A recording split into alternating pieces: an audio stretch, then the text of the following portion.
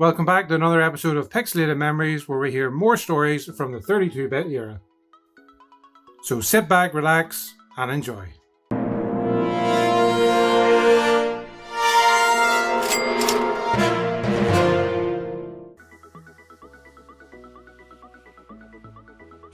Hi there, my name's Tony, aka Critically Lit, and gaming has always been a huge part of my life. But when we moved to Mexico from the US, when I was around 12 or so, I finally realized how big a part it really was.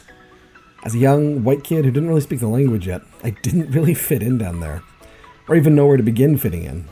I left all my old friends behind and was in an entirely different country. Until one day at lunch, I overheard a few of my new classmates talking about Final Fantasy in English. And that was how I met my friends Javier and Ramiro. The three of us bonded over a shared love of RPGs. We used to swap discs back and forth all the time, so the three of us got a chance to play some of the amazing PS1 titles that were out back in the day. Final Fantasy VII, Breath of Fire 3, Legend of Mana. And then we eventually hit Xenogears, and my mind was blown. The wonderful anime cutscenes, the stellar music, the deep and philosophical plot, and, of course, the giant freaking robots. Everything about it seemed geared to make me think about the genre in a whole new light.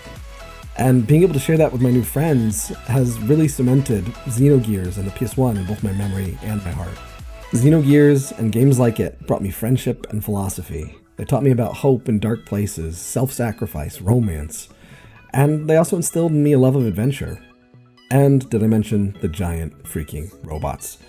Anyway, thank you for listening to me ramble, and I can't wait to hear about your video game adventures.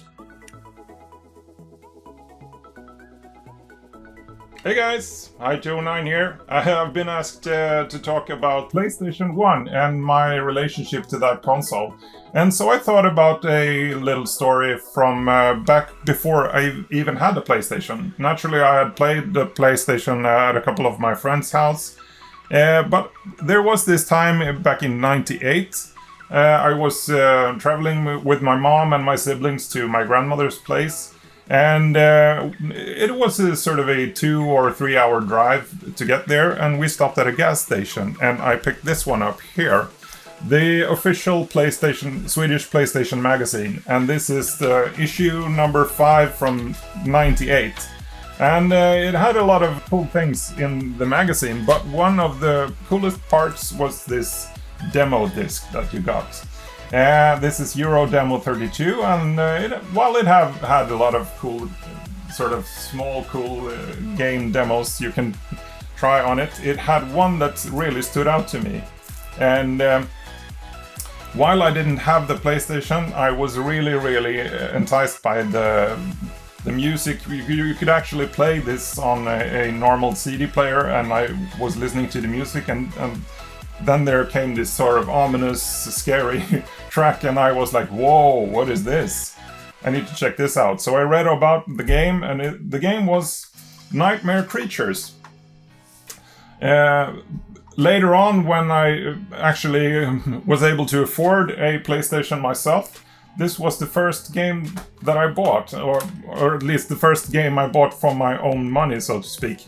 And if you haven't played this game, it's sort of a Bloodborne of the 90s, if you can call it that.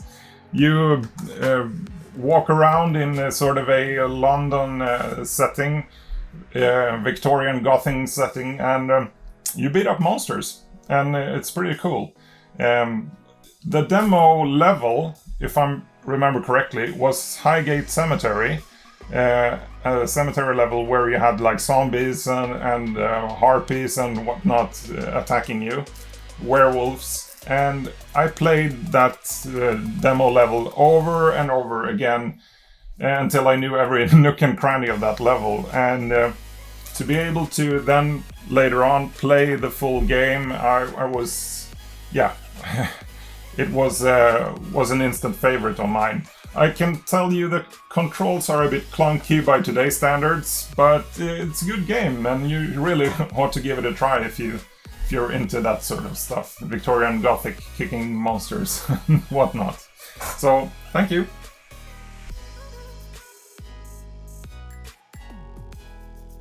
So, PlayStation memories. I sold my Super Nintendo for a second-hand PlayStation back in the day, and I still didn't have enough money. It was Super Nintendo, 30 games, multi-tap, controllers, adapters, mouse for Mario Paint, everything basically. And I was still £50 short off a second-hand one. Anyway, I've still got the console, it's that one there, and it's playing Yoyos Puzzle Park, which I wanted to talk about. A very good Bubble Bobble single-screen game where you have to clear out enemies, secret characters, levels, stages are all themed, so trains, underwater, space, theatre ones, a bit like Dynamite Heady. It's really worth checking out, no one ever talks about it. This game came about because my brother used to work at HMV all those years ago, and he used to bring home promo games all the time. This was one of them. I've still got it today. I've not got a box copy or anything like that, it's the promo version. Still a full game, but if you're looking for a copy nowadays, about 20 quid will get you a decent version, nice condition, but no one ever tries it, no one ever talks about it. It's not on YouTube often, it's not on these clip shows, people talking about games, so I'd like to rectify that. Yoyo's Puzzle Adventure, go give it a try.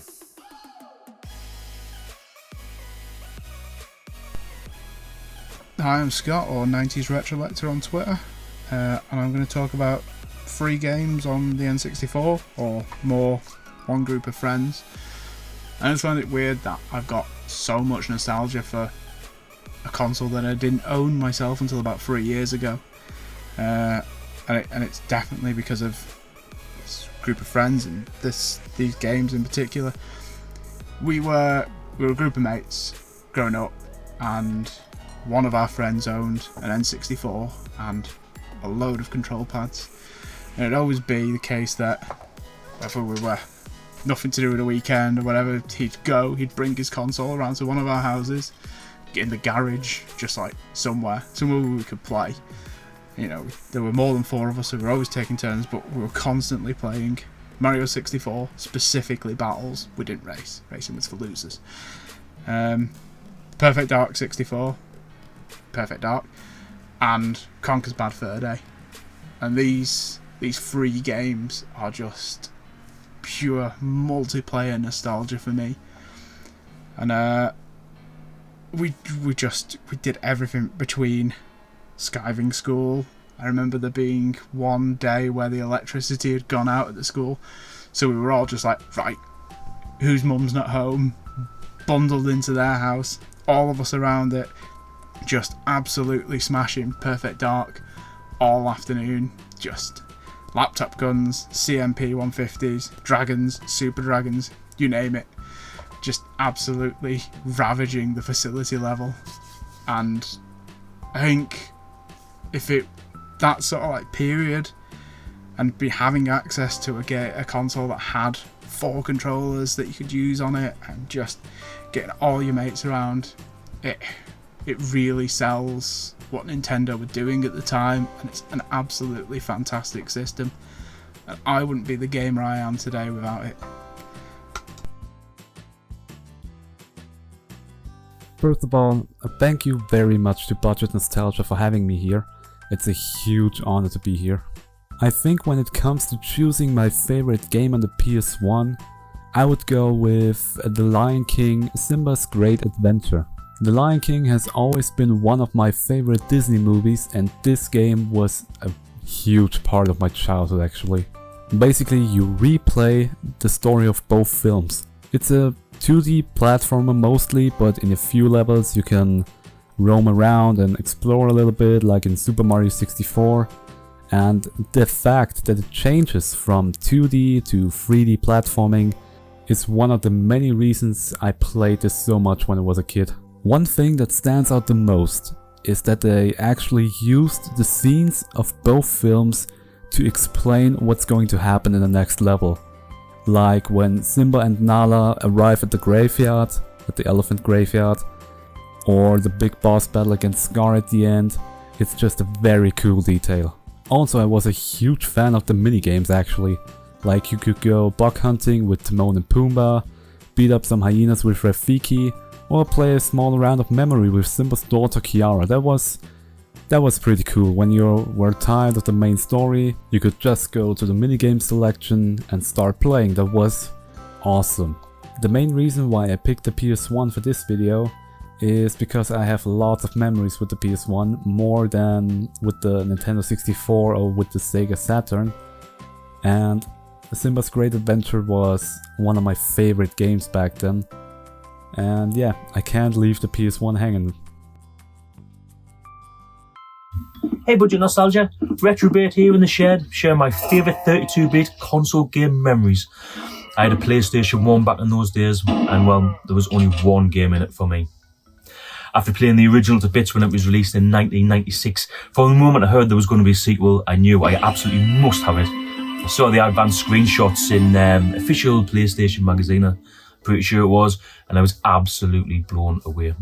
I mean, the original blew me away, but the sequel, at the time, I didn't even think it was possible on a PlayStation 1. The game, as we all know now, was Resident Evil 2. So then came a massive wait. It was so long that they even released Resident Evil 1 as a director's cut, and that came with a demo disc of Resident Evil 2. Of course, I thought this was amazing. I thought it was the best thing ever, but it kind of worked against me because I absolutely loved playing the demo, but it just wasn't long enough, and it just made the wait even longer. However, on the 29th of April 1998, survival horror had a new champion as Resident Evil 2 was released. This was the only game that I've ever queued up for. I remember buying it from my local electronics boutique in Sunderland. I remember jumping on the number 4 bus home. I couldn't wait to get that disc inside of the machine. From the very start, the way that the intro, the way it blends in, it reminded me of Terminator 2. The part where the lorry's chasing them, that reminded me of the Terminator 1. Both of these films were my favourite films at the time. I definitely found a bit of a connection with the game. Violence, gore, guns, what more could you want? Zombies. So the start of the game was great. There's loads of zombies on screen. The backgrounds are absolutely stunning, and I genuinely think that the background graphics stand up to this day. They were that good. So you can control either Leon Kennedy or Claire Redfield, and basically you've got to escape Raccoon City. The G-Virus has been spread to everyone, turning people into zombies. Basically, you guys just need to get out of Raccoon City. All this was a biological weapon that was made by Umbrella. So the game's actually set 2 months after the original Resident Evil. The gameplay focuses on exploration, puzzles, combat. But the main difference in this one is that you can be 2 different characters, and the 2 different characters are on 2 different sides of the story. You play one, you play the other, it matches up, and you get to hopefully escape. This game had it all for me. It's got lots of different endings, it's got awesome weapons, depending on how you complete the game. The next time you can get an unlimited Uzi, minigun, rocket launcher. I mean, come on. Which teenage kid doesn't want to get hold of some of them and blow zombies up? Anyway, since then, I've completed Resident Evil 2 on the Dreamcast. I'm about halfway through on the Nintendo 64. I'm going to see if I can get it for the GameCube as well. Definitely want to play it on there. But I'll also be playing it on the PlayStation 4. This game came a couple of days ago, so I can see the updated, new, sexy version that everyone's been raving about. For me, I love the whole series, but I think the reason I do love the series is because Resident Evil 2. It was my favourite game, and it's still possibly, in fact probably, my favourite PlayStation game of all time. So thanks for having me on your channel, Budget Nostalgia, and for letting me share my memories with all you guys. And that's it. Good night from the Retro Shed. Hi, I'm John Elliott with CRT Worlds. That's Twitter at CRT Worlds and CRT Worlds on YouTube. Really appreciate Budget Nostalgia for hosting these videos. It's been great getting to know all of you through the Pixelated Memories, just some great stories of your experience with the N64, PlayStation, and Saturn. Look forward to subscribing to your channels and getting to know you all better. In the meantime, as far as my story goes, the Nintendo 64 came out, I think, in '96, and that winter, that Christmas, it was crazy hard to get a Nintendo 64 in the States. And my mother, we heard a lot of good stories about people's parents, encouraging their gaming. My mother went to KB Toy Store amid the craziness and went to pick up an N64. She ended up getting a PlayStation. That's what the clerk paid. No, God! No, God, please, no! No! I played the PlayStation before at a friend's house, We played Destruction Derby, and I played it at the kiosk with Battle Arena Toshinden. Neither game really impressed me because of their loading times. It was really painful. And so with the N64, I saw it at a kiosk at Kmart, and I have a younger brother who's 5 years younger, and I thought this would be a great way to spend our time. It's huge worlds. Never seen a 3D world quite like that before, so fully realized, and it had a lot of things you could find. And so that was on our wish list for Christmas. My mother got the PlayStation, right? So here's how great my mom is. After when we opened up the PlayStation, I let her know in as nice terms as I could that, I was really hoping for an N64. And so my mother was so gracious. She went back to the store. She was able to get an N64, but at that time, Mario was sold out. So we ended up with Wave Race 64. Wave Race was a great multiplayer game. My friends liked to come over, we'd play. Just the water was so realistic, it felt like. Hadn't felt anything quite like that before. There's just a lot of randomness to the races, so a lot of surprises could happen. And just great fun. And that held us until in the spring sometime when we finally got Mario 64. And then we proceeded to get all the stars, we went for 100% completion on that game. That was a great challenge. So a lot of good memories of N64, a lot of other games, but you've all talked about those already. The PlayStation. And now the PlayStation, and excuse me while I pull my puppy away from the tripod. This is my puppers. Hello. So, with the PlayStation, I had only seen magazine articles for Castlevania Symphony of the Night. And if you've watched my channel, you know how much I love pixels. And as great as Mario 64 and GoldenEye and all those games were, I missed the pixels, the sprite work that used to be on the older 16-bit games. And in my mind as a youngster, when I saw PlayStation came out with this huge amount of storage, I thought, man, think of all the pixels and animations and 2D awesomeness you can have, the stories you could tell. And then, it was all 3D games mostly. So when I saw specifically the GamePro magazine advertisement for Symphony of the Night, it was a 2-page article, but it had beautiful pixelated graphics. And I remember specifically 2 of them. One was the fountain with the blood coming out and the horse running back and forth. And then you'd done the Herald Shield trick, which makes a woman appear, right? And then I was like, what is going on in this picture? I couldn't even understand what was going on. It was beautiful pixels. The other was him climbing up the stairs to Dracula's castle, and the brickwork was falling apart. I just thought those are amazing, amazing sprites. So looking forward to playing that. And the perfect time came when my brother and I both had our wisdom teeth taken out the same weekend. So I had a job at that point. I was able to go out and purchase the PlayStation. It was the spring of '98. And Castlevania had been out since '97. I still hadn't seen it yet. Went to, I believe, KB Toy Store again. And there they had the PlayStation. I grabbed one, grabbed Castlevania Symphony of the Night. And then I got some discount game, which was Frogger, which was also a lot of fun. And I had good nostalgia for Frogger and it looked like a good 3D visualization of it. Turned out to be a deeper game than I expected because there's a lot of different game modes. You have like sliding down ramps and things with the frog and different puzzles to unlock. And I just remember specifically the sky stage on Frogger. I just felt like I was really up in the clouds because like everything was faded down below. It just gave me that feeling of being in an airplane looking out over the terrain. So great memories of those. The Sega Saturn I wanted to get because I heard there was going to be another Castlevania for that. That didn't happen. And then I heard specifically about a Castlevania coming out for the Dreamcast I was super excited about and saw some magazine articles. Of course, you all know that didn't come to pass either, but that was enough. Just the promise of that is what got me into a Dreamcast. So I skipped the Saturn, went straight for the Dreamcast. That'll be another story for another day. But really look forward to hearing more of these stories, hearing your stories. It's been great already, really heartwarming stories, and thanks again for letting me be on here. CRT World's out. Hi folks, James here, aka at the Segaholic and one half of the Sega Guys. Budget Nostalgia reached out and very kindly asked me to record a 32-bit memory for his channel, and rather than focus on a single game, I want to share a story from that era which has managed to resonate and remain relevant 25 years later. So, Back in the mid-90s, my uncle used to take me to a city centre arcade in Glasgow called Booth's Enterprises. If you're from Glasgow, you'll know that it's on Union Street and it's actually still standing now. However, gaming's changing tide has led to the death of the arcade scene and slot fruit machines reign supreme. Anyway, in those days I would find the latest Sega games in Booths, and it was the first game that I played back then was Virtua Fighter, the original Virtua Fighter. Now, being an Amiga gamer at that time and having to settle for body blows and a 4-disc version of Street Fighter 2 for my beat-em-up home fix, I was left in awe at the fluidity of the movement and the visual fidelity of the Sega arcade game. As I've said on the Sega Guys Retropod, the Saturn was unknown to me at that time. I had no idea it was even a thing.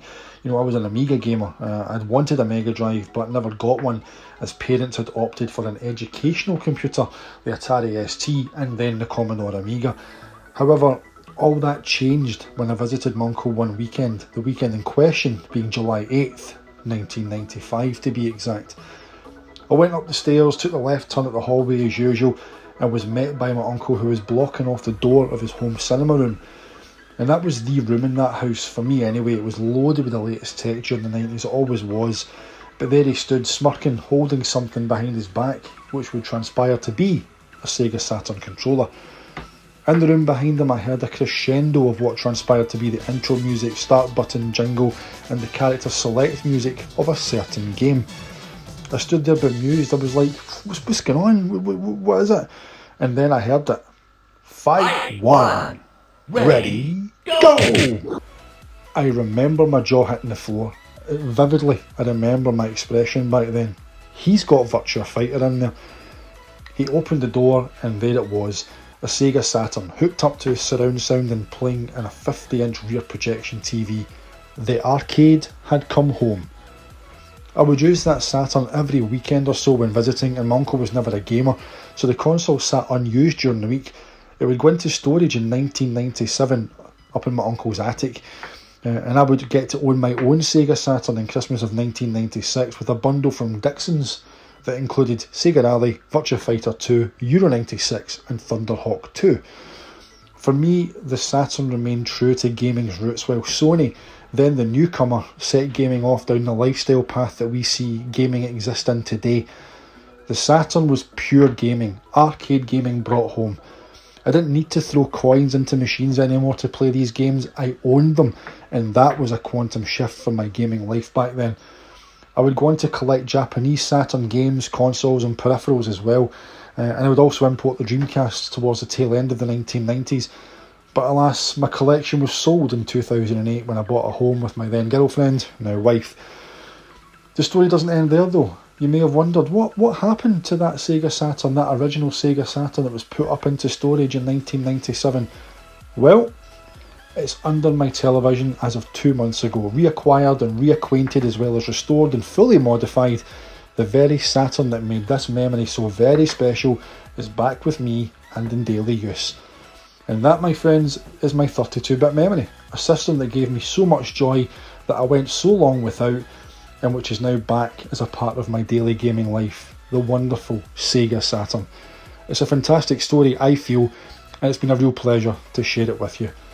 Thanks to Budget Nostalgia for the invite to chat on the channel, and if you do like Sega gaming and banter to boot, please check out the Sega Guys on Twitter and our podcast via Podbean, Apple and Google Podcasts and Spotify. Segaholic out. Well guys, that's the end to an epic part 3, and personally I cannot wait to see part 4, but we've just seen some absolutely fantastic memories of the 32-bit era. Budget Nostalgia, myself and all my fellow contributors towards this video, our channels will be linked in the description below. Please consider liking and subscribing to us to check out our content. So all I've got now really left to say is thanks to Budget Nostalgia for having us on his channel, and remember, happy gaming.